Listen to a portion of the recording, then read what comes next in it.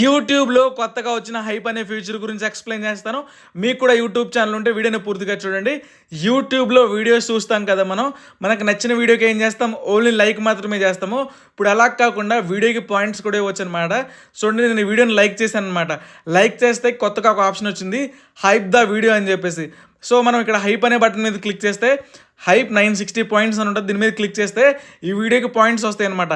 ఎంతమంది వీడియోని లైక్ చేసి హైప్ పాయింట్స్ ఇస్తూ ఉంటే ఈ వీడియో ఎక్కువ అంత రీచ్ అవుతూ ఉంటుంది, ఎక్కువ మందికి సజెస్ట్ అవుతూ ఉంటుంది అనమాట. సో మీరు కూడా మీ వీడియో పెట్టినప్పుడు వీడియోని లైక్ చేయండి, హైప్ ఇవ్వండి అని చెప్పేసి మీ వీడియోస్లో చెప్పుకోండి.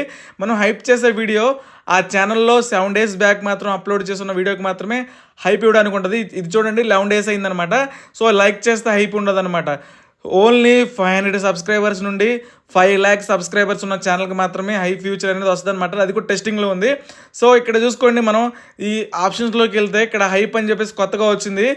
ఏ వీడియోకి అయితే ఎక్కువ హై పాయింట్స్ వస్తాయో అది ట్రెండింగ్లో కూడా వెళ్ళిద్ది అనమాట. సో ఇక్కడ మై హైప్డ్ అని ఉంది, నేను హైప్ చేసిన వీడియోస్ కూడా ఉంది. 1 weekలో మనం ఓన్లీ 3 videosకి మాత్రమే హైప్ ఇవ్వడం అనుకుంటుంది అనమాట. చూడండి, ఈ వీడియో నేను ఒకసారి ఓపెన్ చేశాను, ట్రెండింగ్లో ఉన్న వీడియోని 1.9M హై పాయింట్స్ వచ్చినాయి అనమాట.